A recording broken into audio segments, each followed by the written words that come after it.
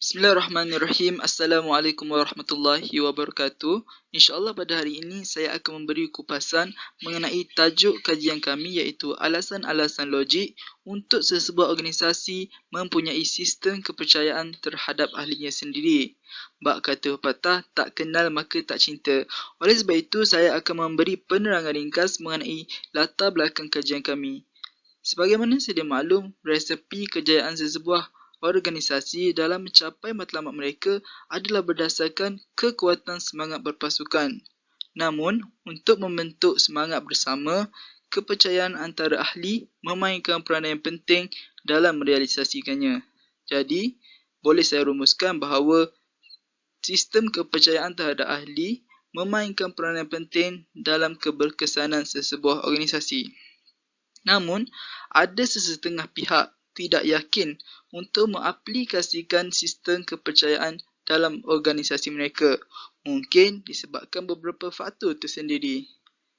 Oleh sebab itu, satu kajian telah dijalankan untuk mengkaji apakah alasan-alasan logik untuk sesebuah organisasi mempunyai sistem kepercayaan terhadap ahlinya sendiri. Bagi penyataan masalah pula, sebagaimana yang kita tahu, kepercayaan mempunyai signifikannya yang tersendiri dalam sesebuah organisasi. Namun, berdasarkan beberapa berita dan juga fakta, ia jelas menunjukkan masyarakat zaman sekarang sudah kurang mengamalkan sistem kepercayaan dalam organisasi mereka. Sebagai bukti, banyak kes-kes jenayah yang telah berlaku dalam kalangan pekerja. Antaranya kes mencuri, rasuah, pecah amanah dan juga sebagainya. Jadi, kami mengambil inisiatif untuk mengkaji apakah kepentingan sistem kepercayaan dalam keberkesanan sesebuah organisasi. Dalam kajian ini, kami akan mencukir segala jawapan dalam permasalahan ini. Antaranya dari segi kesan, apakah kesan kepada individu dan juga organisasi, faktor dan juga kepentingan. Mana kajian-kajian lain terdapat beberapa objektif yang ingin dicapai di akhir kajian ini. Secara amnya, kami ingin mengkaji keberkesanan sistem kepercayaan dalam gerak kerja sesebuah organisasi. Selain itu juga, kami ingin mengetahui kepentingan sistem berorganisasi dalam sesebuah masyarakat. Di samping itu, kami ingin mengkaji faktor-faktor yang mendorong perlu adanya sistem kepercayaan dalam organisasi. Dan yang terakhir sekali, kami ingin mengetahui kesan yang akan berlaku jika tiada kepercayaan terhadap organisasinya sendiri. Mengapa kajian ini penting? Kami melakukan kajian ini untuk memberi kesedaran kepada umum tentang kepentingan mempunyai sistem kepercayaan. Apabila umum mula sedar dan mengetahui mengapa pentingnya mempunyai sistem kepercayaan ini, maka langkah-langkah yang proaktif dapat diambil dalam membina sistem kepercayaan. Contohnya, para majikan boleh melakukan aktiviti family bonding untuk membina sistem kepercayaan dalam kalangan para pekerjanya. Selain itu juga, perancangan dalam soal gerak kerja pada masa hadapan dapat dirancang dengan elok dan dapat mengatasi segala masalah yang bakal dihadapi. Dan yang terakhir sekali, pihak atasan organisasi dapat bersiap sedia melayan para pekerja mereka yang menghadapi masalah tentang perkara ini. Di manakah kajian ini dilakukan? Kami melakukan kajian ini di Universiti Sains Islam Malaysia Nilai Negeri Sembilan, dan semestinya kami menyasarkan para pelajar universiti tersebut. Bagi kajian ini, kami telah menggunakan dua metod kajian. Pemilihan kedua-dua metod kajian ini dilakukan adalah bagi mendapatkan maklumat yang lebih tepat dan sesuai dengan kajian kami. Metod yang pertama yang kami gunakan ialah kaedah borang soal selidik. Borang soal selidik telah diedarkan kepada pelajar USIM dalam bentuk Google Form. Seramai 50 orang responden telah memberi kerjasama untuk mengisi borang soal selidik kami. Dan kaedah yang kedua ialah kaedah rujukan. Kami menggunakan kelebihan internet untuk mendapatkan maklumat yang lebih terperinci mengenai kajian kami. Bismillah, Assalamualaikum. Seterusnya, kita akan bergerak kepada analisis dapatan kajian. Okey. Jadi, sebelum kita masuk kepada huraian berdasarkan kajian yang telah dibuat dan telah dipecahkan mengikut objektif, saya akan menyentuh konsep kepada kajian kami. Kepercayaan adalah satu teras yang penting dalam sebuah organisasi. untuk memastikan matlamat dalam suatu organisasi itu dapat dicapai. Jadi jika tiada sistem kepercayaan dalam sesebuah organisasi tersebut, jadi pelbagai konflik akan timbul dan ini akan boleh menyebabkan organisasi yang ditubuhkan tersebut runtuh. Kita akan bergerak kepada dapatan kajian.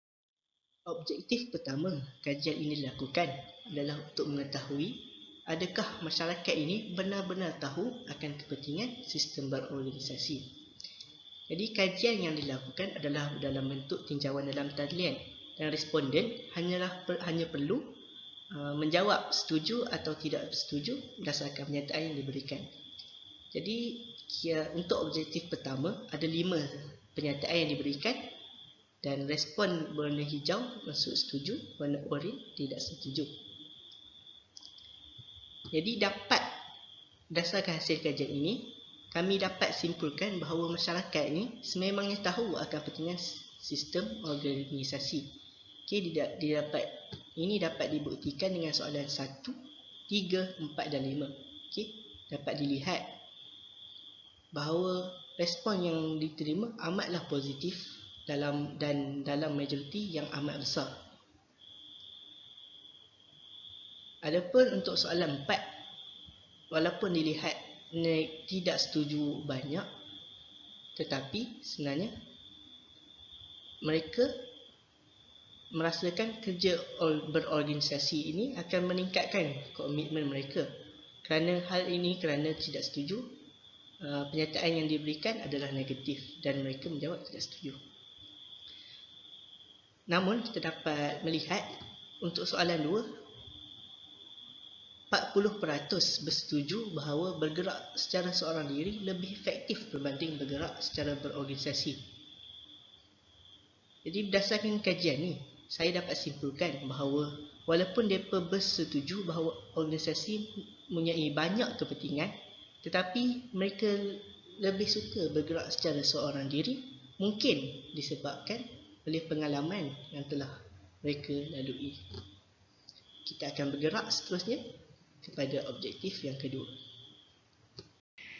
iaitu mengkaji faktor-faktor yang mendorong perlu adanya sistem kepercayaan dalam organisasi.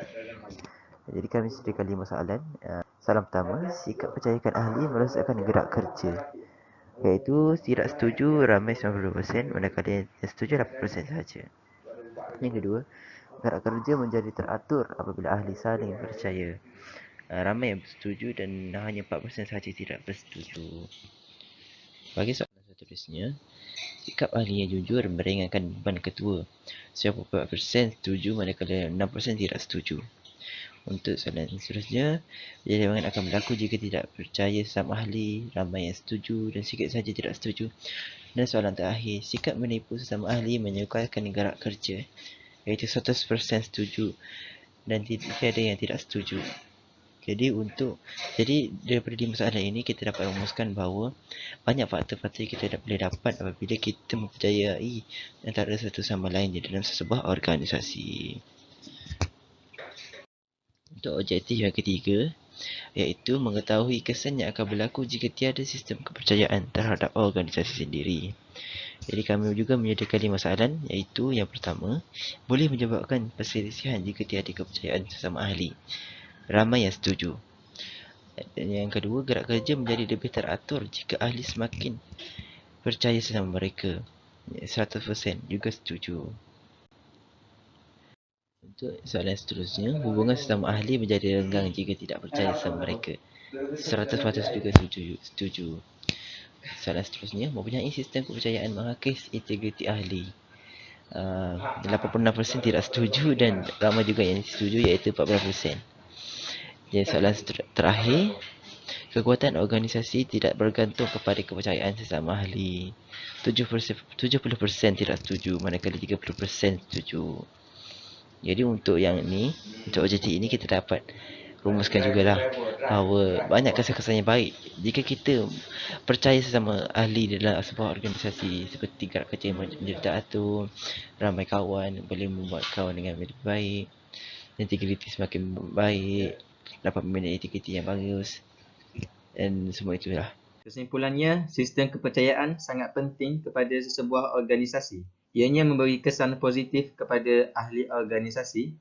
Setiap gerak kerja yang dilakukan akan lebih lancar serta pemimpin juga perlu mempunyai sikap mengambil berat terhadap kebajikan ahli organisasi dan tidak mementingkan diri sendiri.